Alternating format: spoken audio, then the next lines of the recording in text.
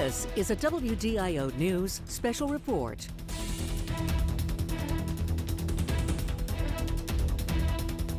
Phone. Please be advised that today's call is being recorded. If you require any further assistance, please press *0. Thank you. I would now like to hand the conference over to your speaker today, Mr. Teddy Touchon. The floor is yours. Thank you, and thank you everybody for joining the call today. Today, Governor Walz and Lieutenant Governor Peggy Flanagan have invited Minnesotans to share how COVID-19 has impacted them. You'll hear from three individuals: Sara Winston, Dr. John Cole, and former State Representative Nick Zerwas. Also on the call today, of course, we have Governor Walz, and joining us is Lieutenant Governor Peggy Flanagan. And with that, I'll turn it over to Minnesota Governor Tim Walz.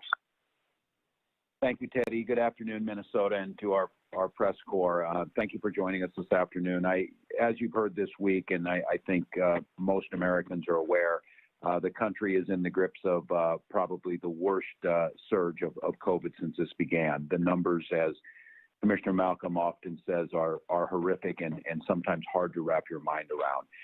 I think it's important, and what we're trying to do today is that the statistics and the graphing and the modeling and the personal protective equipment and all of the things that we talk about that are part of this fight. But what I don't want to do is I don't want to lose the humanity that's at the middle of this. And that humanity that is stretched across every socioeconomic level. It knows no race or creed. It knows no politics.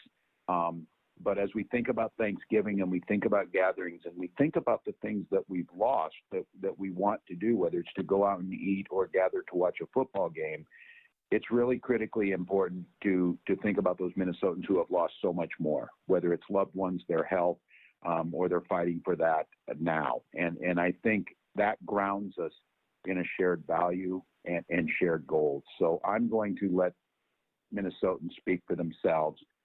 You will hear stories that are heartbreaking, that are stories of triumph and battling, and just the basic human part of what COVID is. And so our first speaker today is a friend of mine, former State Representative Nick Zerwas, a talented, passionate representative, a smart and thoughtful legislator, someone who I very much enjoyed debating issues over and trying to see another point of view, and someone who unfortunately contracted COVID and has been a voice of what we need to do to get this right. So with that, I will turn it over to former State Representative Nick Zerwas.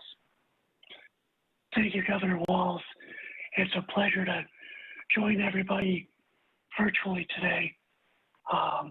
It was 8 days ago that what I thought was a mild cough left over from a chest cold that my son Jackson had brought home from kindergarten turned into something much more severe.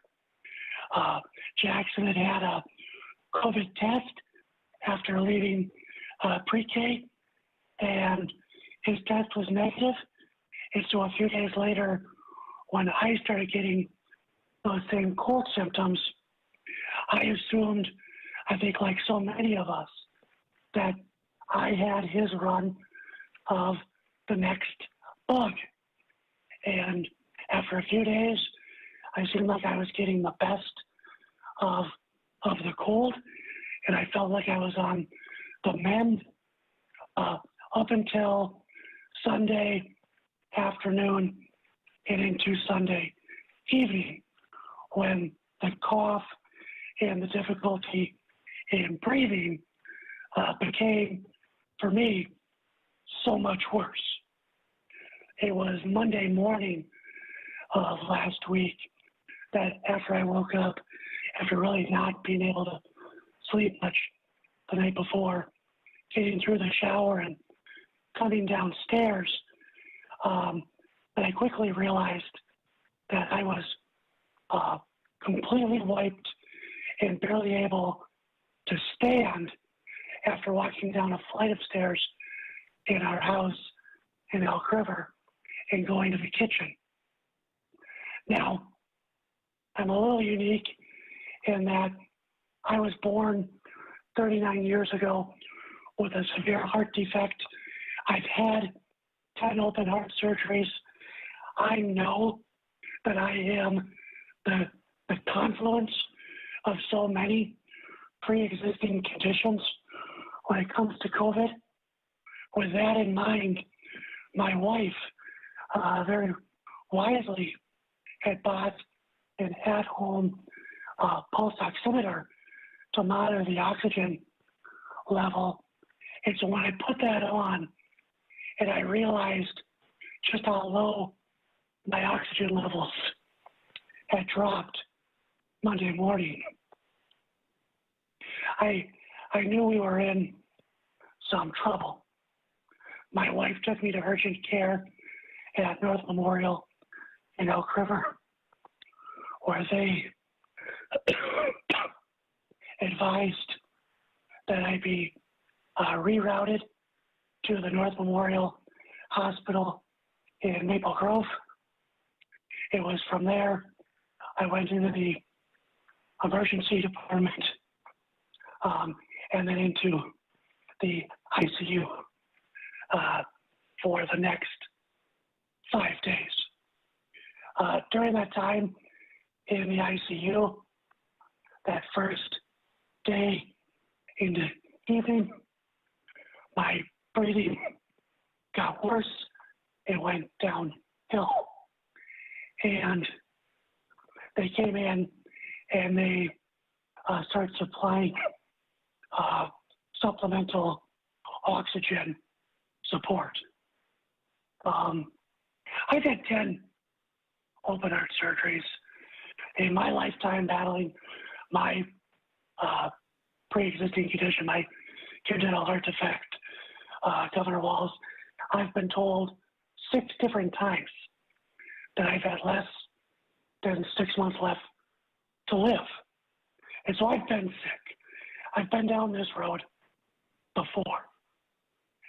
I was stunned when I became so overwhelmed and ill from this virus. It happened so quickly and it progressed so fast that first night I was having the internal debate about what needs to happen if I needed to be put on a ventilator, and with my heart history, what it would mean like of my chances of ever getting off that machine. Now, luckily, the amazing treatment that I received at North Memorial Maple Grove with the convalescent plasma, the remdesivir, the steroids, within about 18 to 24 hours of those first treatments, I made no less than a miraculous turnaround. And I came out of the hospital after 5 days. And I am so blessed and fortunate for the amazing care that I received while I was inpatient. And I'll tell you, when this first happened, especially with my pre-existing conditions, those first few months, we locked down pretty hard.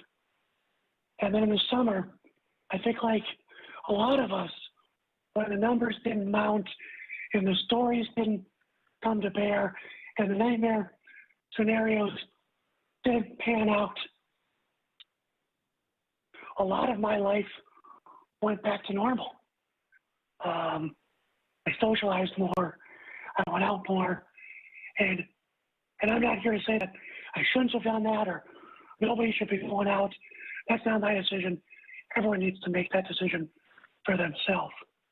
But what I'm telling you today is that 2 weeks ago, I didn't know a soul in Sherburne County that had been tested positive for COVID, and today I can name 40. This virus is here. It's spreading rapidly through our community.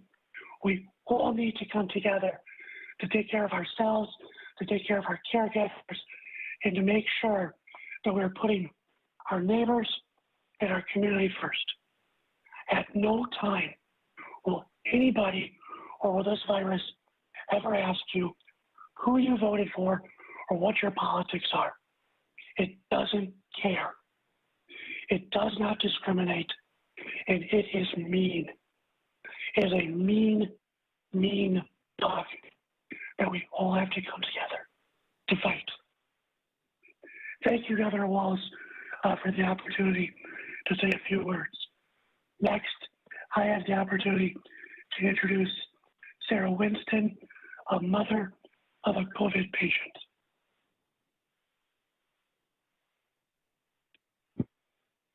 Thank you. I am Sara Winston, like Nick said, a mom of 17-year-old Ella Winston, who contacted COVID from presumably a friend that was asymptomatic. Ella ended up in the ICU with COVID and had quite a bit of struggle. The worst of it really was what sent her in was 104.5 fever. She ended up with heart failure, liver distress, kidney failure. Her body literally was shutting down. There was a point when both my daughter Ella and I thought, she wasn't going to make it. It was quite frightening. Several times during she was in the ICU just over a week in total stay at Children's Minneapolis for 10 days. And I will say Children's Minneapolis was absolutely fabulous. I can't say enough great things about them. Regardless of all the medical treatment that she has, unfortunately, she has some no underlying conditions before. She was a completely healthy student athlete. Captain of the dance team. She danced both in fall, and unfortunately her winter season now is cut short. She won't be able to participate because she has myocarditis, a heart condition, inflammation of the heart that will remain. Having said that, my biggest kind of takeaway that I want people to take away with COVID is that number one, stay home if you're sick. Number two is, I can't stress this enough, if that you have been exposed to somebody that is a known positive case, is to make sure that you quarantine for those 14 days. And that doesn't matter if you have a negative test, because just like any virus,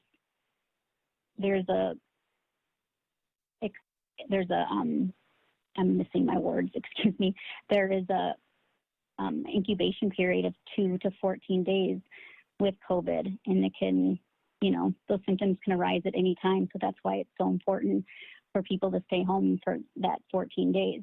I truly believe if more people would do that, Ella wouldn't have ended up in the position that she was in. Having said that, I do really feel strongly that especially our children of Minnesota really would be mentally stronger and safer if they're able to continue to be able to participate in sport.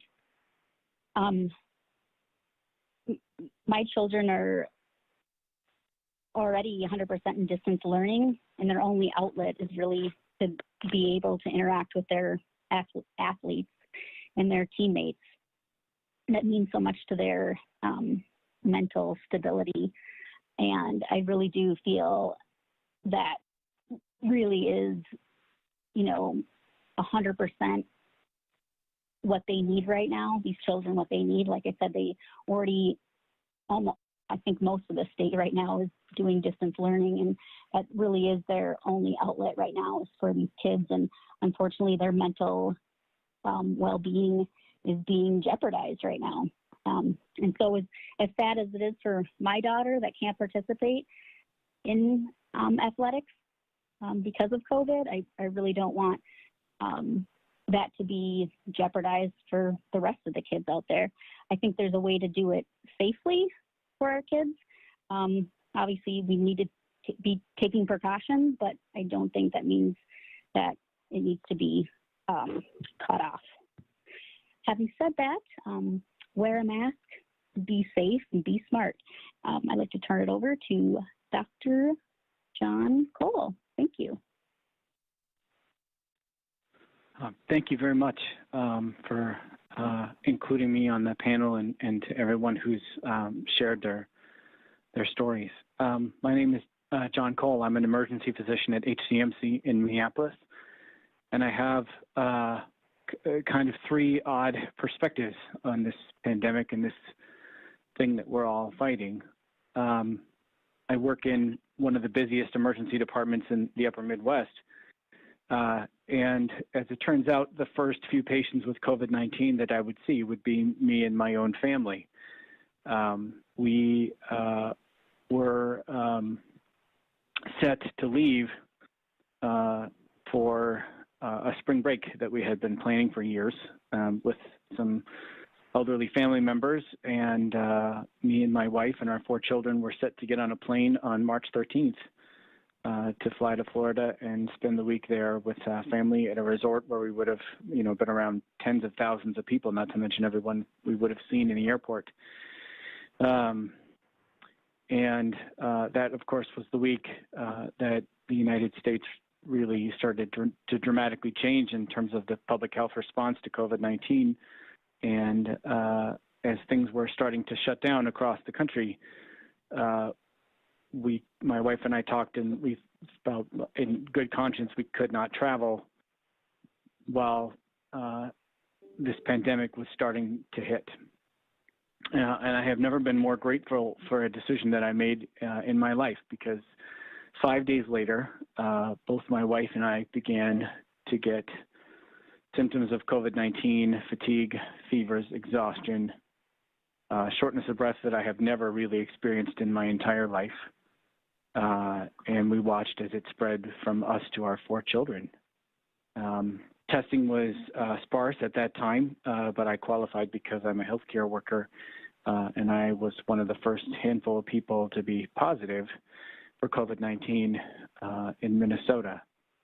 Fortunately, me and my family, sick as we were never sick enough to be hospitalized, and it was a fairly miserable 2 weeks, which I'm happy to share about if anyone's interested. But it was an awful experience. But shortly after that, after getting cleared by the health department, I was able to return to work, where I was met with dozens and dozens of patients. I don't even know how many now who've had COVID-19. And I've seen people in my practice from the spectrum of having a mild viral syndrome all the way to complete respiratory failure requiring ICU care for weeks to months on end, and of course, several people who've died.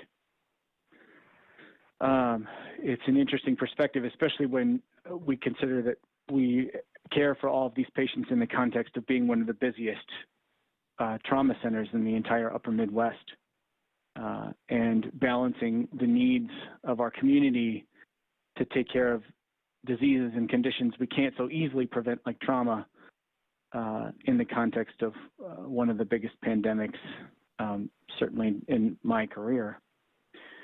I think often that COVID is a lot like a forest fire, and us healthcare workers are on the front lines trying to fight that fire.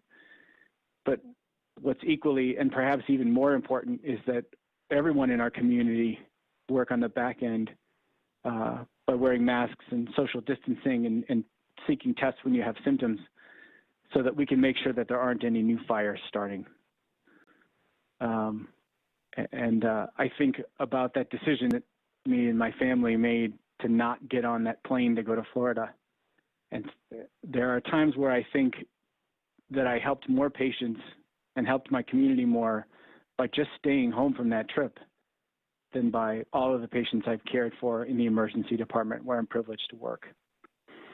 The third strange perspective that I have on this pandemic is I just by pure chance, happened to be the medical director of the Minnesota Poison Control System, where we've experienced a significant increase in calls about cleaning products and all the things that you would expect to be related to COVID-19. And I just want to make sure to let all of Minnesota know that we're here for them, toll-free, confidential, 1-800-222-1222, and we want people to call us because there are a lot of times where we can keep you safe in your home, and we're proud of the fact that 9 times out of 10 we can usually keep poisoning emergencies at home, but it's never been more important to not leave your home unless you really need to, because the last thing we would want you to do is to seek care when we could have cared for you at home and expose you and your loved ones to COVID-19. The stress at our hospital is unique this time during this surge because previously, with community spread not quite as bad, most of our frontline healthcare workers were able to show up to work. And what's different this time around is there are a substantial number of nurses and doctors who are out either on quarantine or because they're sick themselves. And I worry that we're heading in the wrong direction where we're now jeopardizing the number of people who are there to be able to care for everyone, that it isn't just a shortage of beds or ventilators or equipment, but that we could be headed towards a shortage of healthcare workers. Thank you for the opportunity to speak. I'm happy to answer any questions, and I'll turn it over to the next speaker. Well, thank you so much. Good afternoon, everyone. It's Lieutenant Governor Flanagan here. Representative Zerwas, it's nice to hear your voice, and I miss taking candy out of your desk. Sara, thank you so much for sharing with us just your journey and Ella's as well, and we're glad that she's feeling better. And Dr. Cole, thank you for the work that you do every day, sharing your story, but also for the reminder about poison control and the resources that we do have to be able to continue to stay safely at home. So I have been open about losing my brother, Ron Golden, in March, just as we were starting to see the seriousness of COVID-19. He was a Marine and tough as nails, but he also was a big teddy bear who was devoted to family. And as we also lost my dad in the end of January, he knew that it was his duty to stay with my dad through his end of life care and until we buried him. He believed that that was his duty as a Marine. He went home after my dad passed away, and he, after caring so much for my dad and for my family, he was then the one who needed care as he was diagnosed with aggressive cancer throughout his body. And just to be very honest with Minnesotans, you know, this has been a very long journey for all of us. We've been doing months and months of enduring of the pandemic, and, you know, being able to work in partnership with Governor Walz has been a real honor. It also has been a need for me because, frankly, I've thrown myself into work and haven't necessarily really processed the grief that my family has experienced. And I don't want anyone else to endure what my family has done. We finally, after losing him in March, were able to lay him to rest in October outdoors, masked up, as we put my brother's ashes next to my dad. And so in this moment, I really want to share with folks that I know that there are still some people who believe that COVID will not impact them or their families. For some folks, it continues to be the belief that this is not serious. It's just like the flu. And if it is serious, it only impacts the elderly or those who are already sick. And as we have heard and continue to hear, that isn't necessarily the case. But I also just want to name that I have seen remarkable cruelty towards myself and towards others who have experienced the loss of a family member due to COVID. My brother had cancer, yes, but he also had a fighting chance. We could have, we were looking forward to the White Earth powwow as a family, bringing my daughter down to Tennessee to visit, knowing that he was enduring those treatments. And we never got a chance to say goodbye. His life had value, and the lives of everyone who's been impacted by COVID-19, they have value. And so when people simply brush aside folks who have died from complications due to COVID-19, who had other conditions, they still had life left to live, and COVID stole years from them and from their families, and it is incredibly unfair. I also wanted to just speak to the magical thinking that I see happening around people who do take COVID seriously, who feel compassion for the health and well-being of others, but yet still believe that it won't affect them personally. That this one hangout with friends, this one watching a movie, this one Thanksgiving dinner won't count. But if we keep acting like COVID won't affect us, it will, and it is. I know that it's hard to forego holiday dinners and get-togethers. And it is killing me that I will not be able to have Thanksgiving with my mom. And I know that so many of us are feeling that right now. But there are empty seats at the table that will never be filled again, and we have to take this seriously. So please do everything you can to keep your tables full next year. Take care of yourself and take care of each other. And remember that none of us, as Representative Zerwas mentioned earlier, doesn't care about your political party, who you are, where you live, your zip code. COVID will continue to spread as long as we allow it to. And I'll open it up for questions. Thank you. As a reminder, to ask a question, you will need to press *1 on your telephone. Again, that is *1 on your telephone keypad.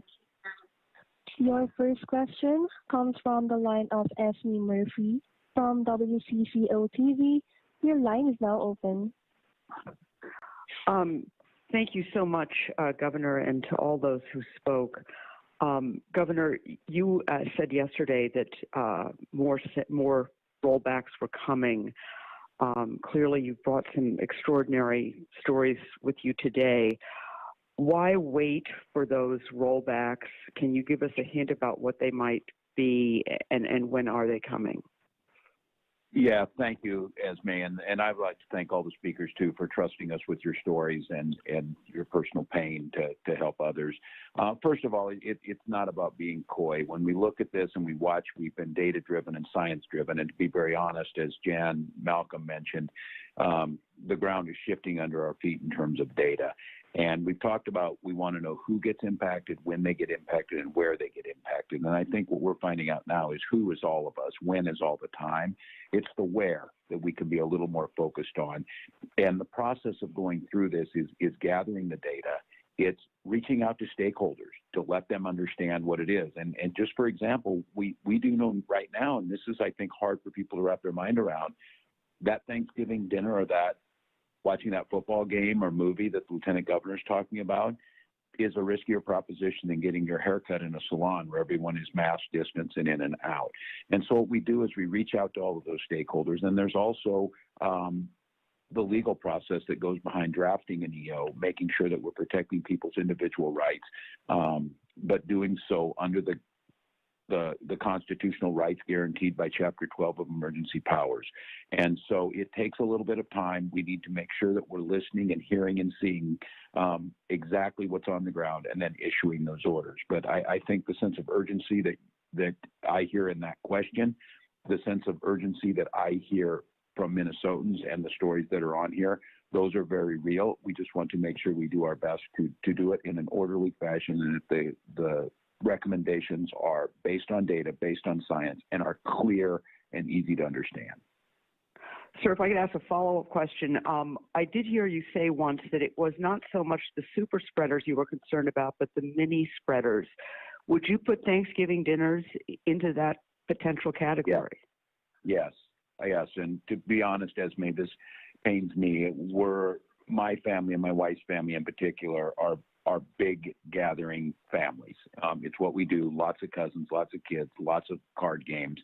But what I know is that it's that right now is probably our most dangerous situation. And I am just candidly very, very concerned. I just got off a call before this call with the Minnesota Medical Association, and it's very sobering. I listened to an emergency room physician in Hutchinson talk about a gentleman came in, had numbness in his arm or whatever, sat down in the chair, and by the time he was seen, he went through his full heart attack, mainly because the emergency room was backed up with COVID patients.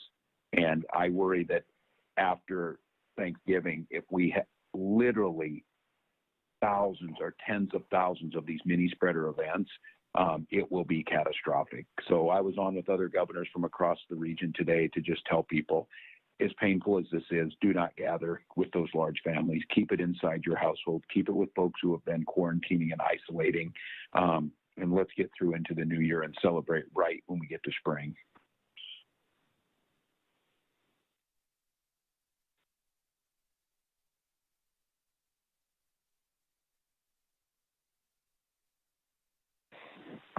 Your next question comes from the line of Dave Arick from Pioneer Press. Your line is now open.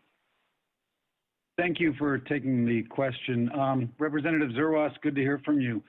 I know you guys don't want this to be political, but I've been covering this since the beginning of the pandemic, and I believe yours is the loudest, strongest voice urging people to take this seriously from a Minnesota Republican. And I have felt like that has had an effect, the imbalance of voices on the readers of the Pioneer Press and the people I hear from. What can you say about that? And do you have any message to your fellow Republicans who I know you were on this call and were very interested in what you were going to say here? Well, I think first off, I'm speaking as a Minnesotan, as a COVID patient, and as someone that has benefited immensely from the healthcare system here in Minnesota. I think there's plenty of politics in this issue and finger pointing. The reality is Governor Walz alluded to, he and I have found common ground on issues around criminal justice reform and great divide among issues specifically around healthcare in some issues. And that's okay. There are days and there are times to find political issues in which to pick fights and debate about. What my hope and message today is that COVID isn't one of them. God, I hope we can get back to a day where I can tell the governor how wrong he is on his tax policies or this or that. But that's not what it's about today.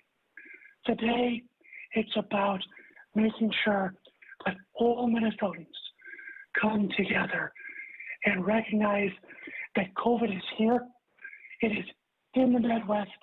It is flaring up. Our healthcare providers are pushed to the brink, and it's incumbent upon all of us, all Minnesotans, no matter what jersey you put on, it's incumbent upon all of us to take the steps we need to take care of our communities and our neighbors. I was honored when the governor's office reached out and asked me to participate in today's call, and my hope in participating in the call is to talk about the patient perspective and what we need to do moving forward. I get that the prolonged lockdowns earlier have been tough, and I have been a critic when the cases didn't rise to the level that I felt it would need to be to lock things down. I was vocal about that. I don't disagree with my previous concerns. There is nothing, absolutely nothing akin to what's happening in November of 2020 in Minnesota to concerns that I or others had in June or July. This is a completely different ballgame. Everything has changed. The virus is here. If we don't act now, God help us. Thank you. And a quick follow-up, Representative. You say you want to take the steps that we need to take, and you're saying everyone needs to take this seriously. Can you be specific? I mean, are you also urging people, like we're hearing from healthcare professionals, to not spend Thanksgiving with families, for example, outside your household? Yep. So my wife and I, I'll be just off of quarantine the few days prior to Thanksgiving. We were planning to go to my in-laws in South Dakota. We've canceled that trip. My parents were set to go to Florida prior to getting COVID. They've since canceled that trip while they recover. Our family is doing what we feel we need to do to take care of us and our loved ones. I would urge all families to do what they need to do to take care of themselves and their loved ones. But this is not July. This is not even August. It is here. It is rampant. The community spread is upon us. And I spent 4 hours in an emergency room while they were trying to figure out which hospital had an open ICU bed in case they had to transfer me. So we are pushing our system to the brink. If we don't respond now, I fear it might be too late. Thank you.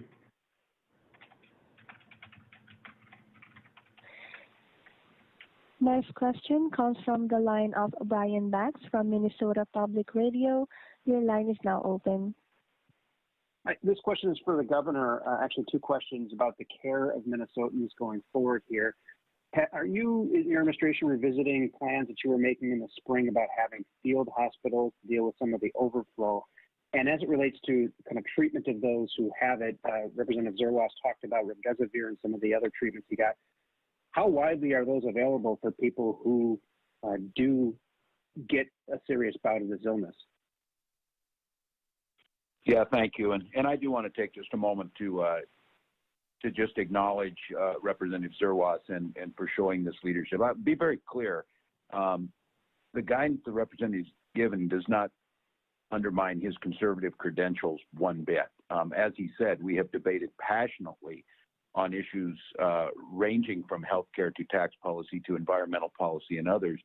And this transcends that. So I am incredibly grateful because we're going to have to figure out a way to break down some of those barriers and get to the heart of this to tackle this. And that comes to your question, Brian. Yes, we prepared for 24-hour, 48, and 72-hour surge capacity. And I think when people thought early on, like field hospitals, either the Javits Center in New York or seeing what they did in Wisconsin at the fairgrounds, we took a different approach, that there was the space being able to be converted inside the existing facilities, and then some expenditures out to former long-term care facilities that will be easily converted. We've took some tours through some of those. And so while we're not into that yet, what it says is we can come close to doubling our capacity and adding up to 400 ICU beds within a 72-hour period. But I do have to be very candid. The challenge now is not necessarily the physical beds, nor even the remdesivir and some of the treatments that Representative Zerwas talked about. It's the healthcare providers. It is, once it is now striking them and pulling them down, whether they're getting it from their child coming home from daycare or wherever it might be. But at this point in time, we do have the capacity, but as Representative Zerwas clearly pointed out, there might be some cross-leveling depending where you're at. Once again, while you might not have a lot of massive cases in a county in greater Minnesota, you also don't have as many ICU beds. As far as those treatments that are available and some of the therapeutics that are out there, they are available. But once again, if these numbers continue to grow at the exponential growth that we're seeing, all of that starts to become a real concern. At this point in time, we're able to do that. But I have been making the case for quite some time. I'm obviously making it very aggressively this week that we are in a place that no other place on the planet is in. This is as bad as it was in New York in the spring. Now, the good news is treatments are better. We had more time to prepare. But it doesn't change the fact that if we're doubling the number of people in hospitals, which we did over the last week, it doesn't take much to figure out the math is going to be pretty overwhelming very quickly. But as of today and into that 24/7, 48 and 72-hour surge, and the PPE and the therapeutics that are available, we can do that now, but I'm going to need Minnesotans' help to make sure it stays that way. Thank you. Your next question comes from the line of Mary LaHammer from PBS. You may ask your question. Thank you, Governor. Can you give us somewhat of a preview on what could be coming on sports? I'm hearing a lot of questions. When it may take effect, is it a pause? Is it a shutdown? Does it simply apply to high school league or private club, or, for instance, the bridge season that's underway for hockey? Can you give us a little bit of sense? A lot of folks wanting to prepare for this. Yeah, and again, it's not about trying to be coy or not getting it out there, Mary. It's to be very clear. And I want to go back and echo where Sara was at. Again, I can't say this enough to people because it's the core of who I am. I coached student athletes for over 2 decades. It's the air that I breathe. I for many decades could not believe what people did on Friday night if they were not at football games. I couldn't imagine a life where that happened. I also have a 14-year-old at home that is just devastated that he's not going to be with his teammates on things going forward, on different things that we're trying to do. And with that being said, we put dials out, and we turn those dials up and we turn them back some. I think what we're seeing is the outbreak in youth sports, as I indicated, just because of the nature of where it's at, has increased relatively dramatically. And we will have guidance to folks, but I want to go back to Sara's point. She's exactly right. The well-being of our kids, and I have been a prophet of this my entire life, is absolutely critical. It goes hand in hand with their academics and their other extracurriculars. But the point of where we're at in this pandemic is the same thing with our businesses, the same thing with our schools. If we don't get a handle on this, it's not going to be a choice whether we keep it open. There's going to be no coaches to coach, and we're going to have more kids in the hospital. It is inevitable with this growth. So we're going to issue some guidance around this. I think, again, I'm not telling you anything that should surprise a whole lot of people, that we'll have a pause in a lot of these activities, but we're being thoughtful about where it's hitting, what we can do, and how to best get us back to a place where we can do these activities. But I think you can see it fairly broad, Mary, across sports. And again, our data shows that whether it was football indoors, soccer, or volleyball inside, we still saw the same types of thread. Governor, if I can follow up, will that guidance be coming tomorrow specifically? Yes, it will be. Okay. Thank you.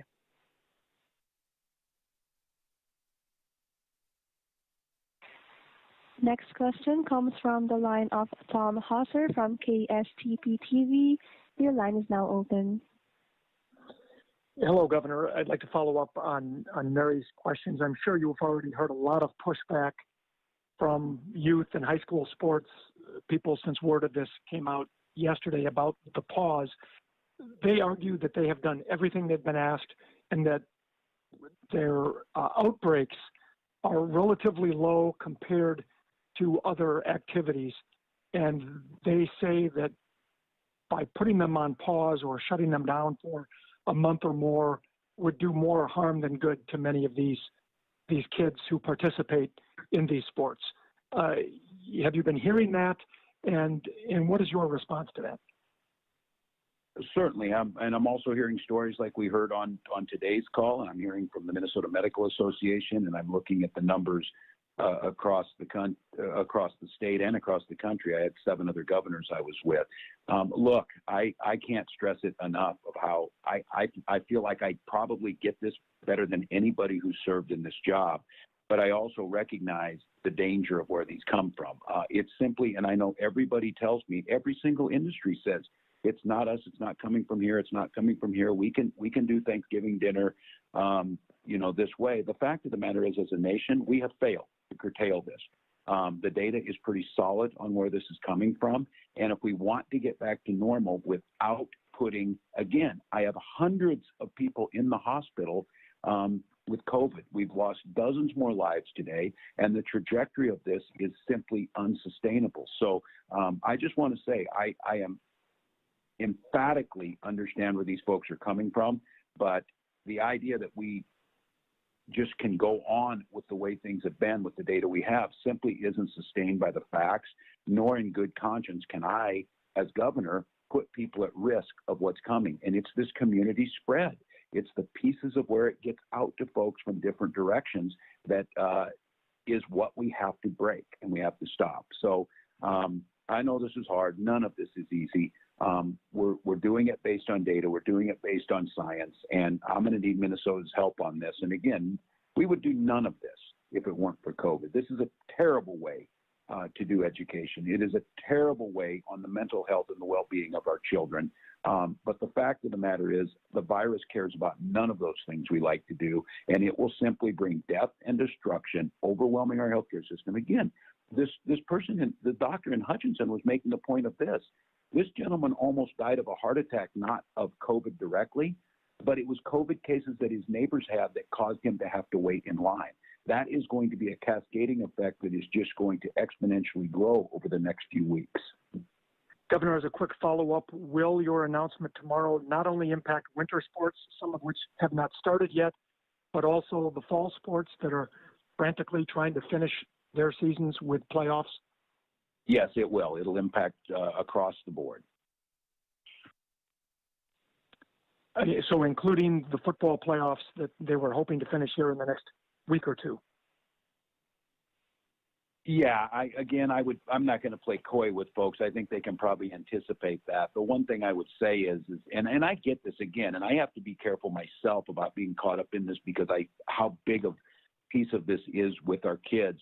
But this extends so much bigger than this. I mean, this extends to, the 5.7 million Minnesotans. And while it's hard for some of us to wrap our minds around, a whole bunch of people do not have kids in youth sports, are not involved in that. But the interconnection of those things starts to bring them into that. So there'll be other issues that we'll be talking about tomorrow. But I understand the sports, the passion that's around it. But this is a lot bigger than that, and it's a lot more issues that we're going to have to address. Thank you, Governor. Next question comes from the line of Matt Sepik from Minnesota Public Radio. You may ask your question.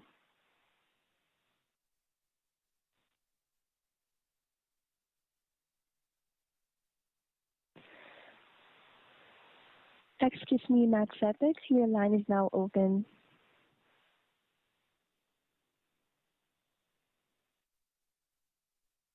Operator, I'll shoot Matt an email. Why don't we go to the next question?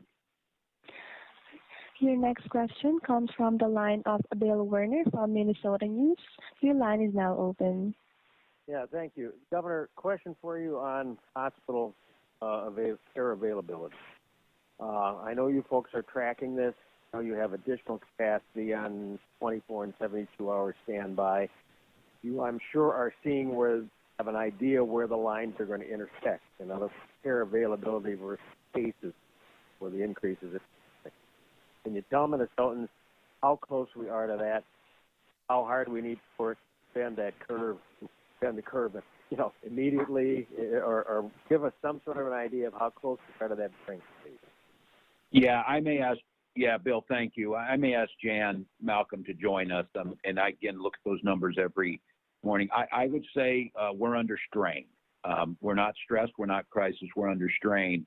And just to be candid, Bill, the way this works is that these things are already in the pipe. They're coming down at us. And we really need to stop it yesterday, to be very candid. And I think that's why you're feeling the sense of urgency. That's why you're seeing states just across the country start to make these changes because they're feeling it very quickly.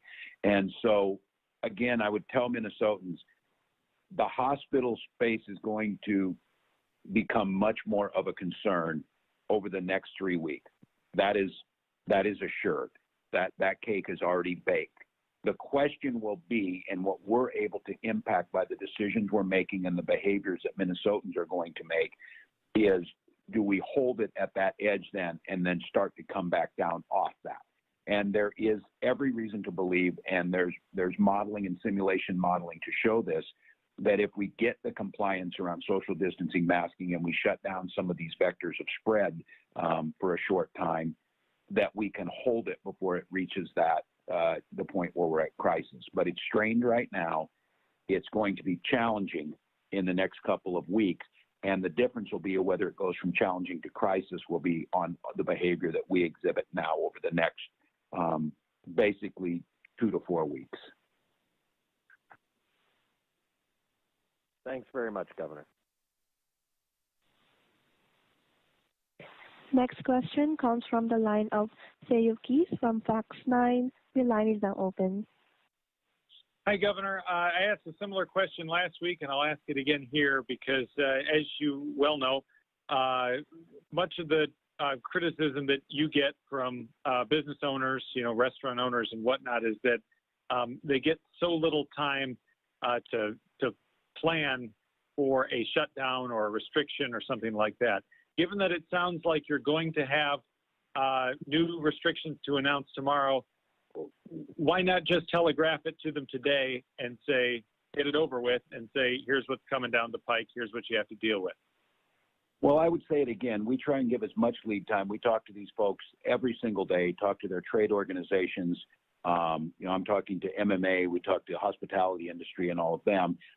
Part of it is making sure that we have things aligned right. We're seeing data that's evolving very quickly. And there's also the legal aspect of this to make sure that we're doing things in accordance with the law that is granted, and that they have every right to challenge these things, which they've done on numerous occasions, but each and every time they've been upheld of doing this the right way. And I don't think, I cannot imagine there's anyone over the last 2 weeks of watching what's happening to case growth, watching things that have happened in the upper Midwest, and listening to how we've talked about this, that they don't feel that there's a significant change happening now. Again, I think if I want to make this as clear, the case growth we're seeing per capita in the Dakotas and now spreading throughout the upper Midwest are the highest that have ever been seen during this whole pandemic anywhere on planet Earth.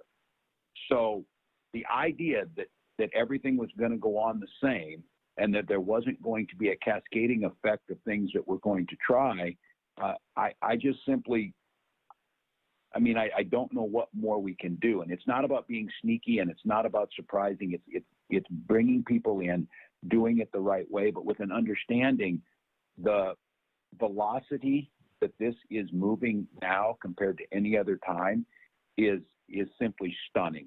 And I think that's why you saw the 7 governors on today, all of them basically echoing the same thing, Democrat, Republican, about the need to move. So I try and I get it. And again, I just want to be totally candid with folks. Everything that gets directed towards these small businesses is awful. And it's nothing we would ever want to do. This is in the name of public health. And again, I was on with governors and I was on with our senators today that the federal government needs to just stop whatever nonsense is going on and get to work and help us out, figure out a plan to move the next relief bill that's coming forward, and start working together to get the plans for the vaccination. And I, right now, am not really caring about people's political feelings, that this is too dangerous and too scary, and we need help. And I'm trying to do the best I can to give them as much lead time as possible. But I hope folks know, again, it would be easy to tell you that this is just going to be over and it's going to disappear in a couple of weeks. It is not. It is going to be a very difficult 4 weeks. The only thing that we can do, and I'm asking us to do, is to soften that blow, to keep our hospitals and our care providers in a good spot to care for us and get as many people through this as we can. That's where I'm at right now.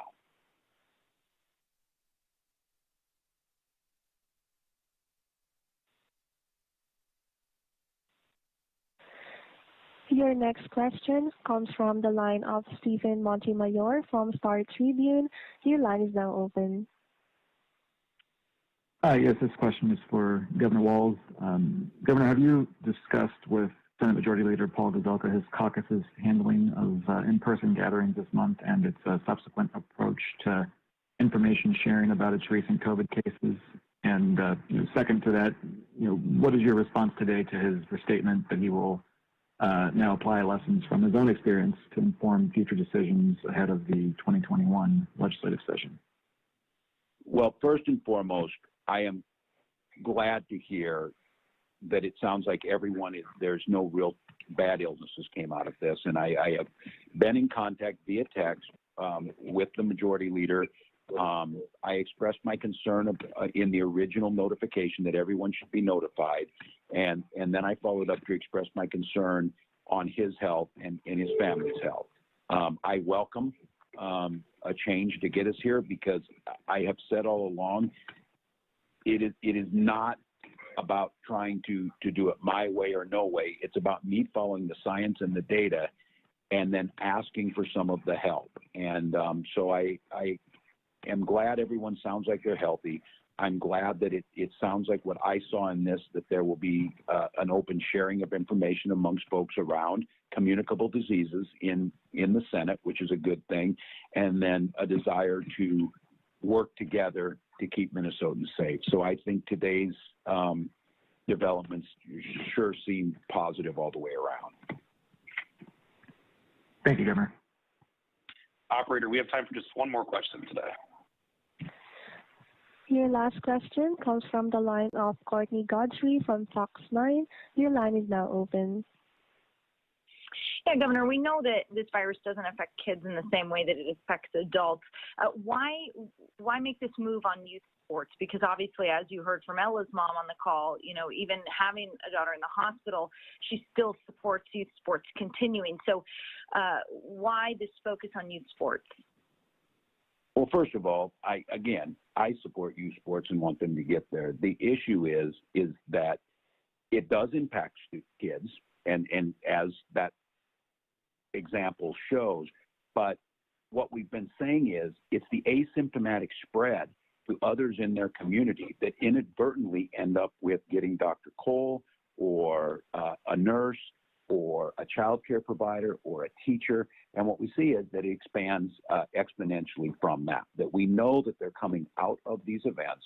We know that while we might not have a whole lot, and again, I would go back to the Lieutenant Governor's point on this, shame on folks who say, well, only a few are getting sick. If it's, not you, then I guess that's okay. And again, the desire to have these kids play, I understand how strong that is, but we're at the point now, there's not going to be any coaches or referees or folks involved in this, because it is spreading at a rate that is going to start impacting on huge numbers. And so it does impact kids differently, but as Jan Malcolm would tell me, we don't know what the long-term effects are going to be of asymptomatic mild cases. That Does this lead to more asthma diagnosis in the future? Are there heart issues that come out of this? These are all things right now that people are playing with fire with getting sick on this. Those who think, well, I'll get sick and I got over it and everything's fine. Let's hope. And that very well may be the case. But with a novel coronavirus, we do not know. And so that's the reason why we look at this. We look at the data. No one takes any pleasure in this. But the fact of the matter is these are places where spread is happening from. Community spread is rampant now in Minnesota. And if it goes further, you're going to have, whether that child who took that home asymptomatically, gave it to a family member asymptomatically, who gave it to a neighbor who isn't asymptomatic and happened to work in a hospital, creates a whole chain of negative events, and that's why the country's in the place that it's in. If you really want to get back to youth sports where we can gather together, where kids can travel and play in tournaments, where they can go and eat afterwards at Dairy Queen after they play a Little League game, we have to beat the virus. You cannot simultaneously do the things at the same time with the growth we're seeing right now. So I want to take a moment to thank our speakers, Representative Zerwas, Dr. Cole, Sara Winston, and the Lieutenant Governor. I appreciate you sharing your stories. I appreciate you taking us to a level that's very personal and that it's centered on people. And Minnesotans, I would just ask you again, the one thing we can control is our behavior around this. And the research shows it has a dramatic impact on slowing the spread and bringing down the misery that COVID-19 can bring. And that is our surest way to, whether it's playing sport, going to school, or opening up our businesses, that is our path forward. And that is exactly what we intend to do in Minnesota. So thank you all and have a good afternoon. Ladies and gentlemen, that concludes today's conference call. Thank you for participating. You may now all disconnect.